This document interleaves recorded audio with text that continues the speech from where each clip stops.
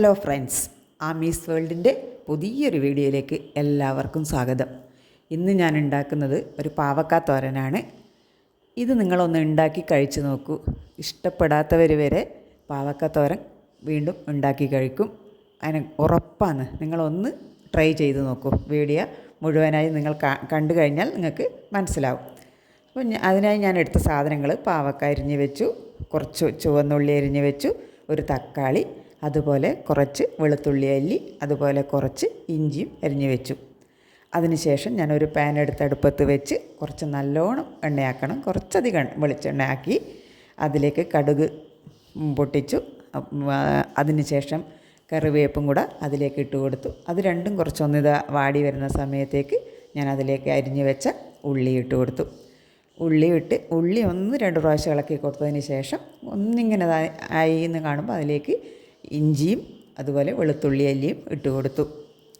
അത് ഒന്ന് മൂക്കാനവിടെ വെച്ചതിന് ശേഷം ഞാൻ ചെയ്യുന്നത്, ഈ അരിഞ്ഞ് വെച്ച പാവക്കയിലേക്ക് കുറച്ച് അധികം തേങ്ങ എടുത്തു. ആ തേങ്ങയും ഈ അരിഞ്ഞ് വെച്ച തക്കാളിയും പച്ചമുളകും ഒന്നിച്ചാക്കി അതിൻ്റെ കൂടെ ആവശ്യത്തിന് ഉപ്പും ചേർത്ത് മഞ്ഞൾപ്പൊടിയും ചേർത്തു. പിന്നെ ഞാൻ അതിലേക്ക് ചേർക്കുന്നത് നമ്മുടെ ചിക്കൻ മസാലയാണ്.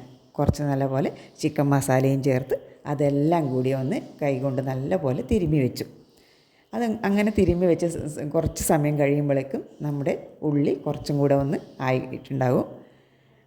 അങ്ങനെ ആയി കഴിയുമ്പോഴേക്ക് ഞാൻ അതിലേക്ക് ഈ തിരുമ്മി വെച്ച പാവക്കയുടെ കൂട്ട് ഇട്ട് കൊടുത്തു. ഒന്ന് രണ്ട് പ്രാവശ്യം നല്ലപോലെ അതിനെ ഒന്ന് ഇളക്കി കൊടുത്ത് കുറച്ച് വെള്ളവും ചേർത്തു. പാവക്ക ഒന്ന് വെന്ത് കിട്ടാൻ വേണ്ടിയിട്ടാണ് കുറച്ച് വെള്ളം ചേർത്തത്. അങ്ങനെ മൂടി വെച്ച് അതിനെ കുറച്ച് നേരം നല്ല ഫ്ലെയിമിലിട്ടിട്ട് പിന്നെ അതിനെ സിമ്മിലിട്ടിട്ടാണ് ഞാൻ വേവിച്ചിട്ട് എടുക്കുന്നത്.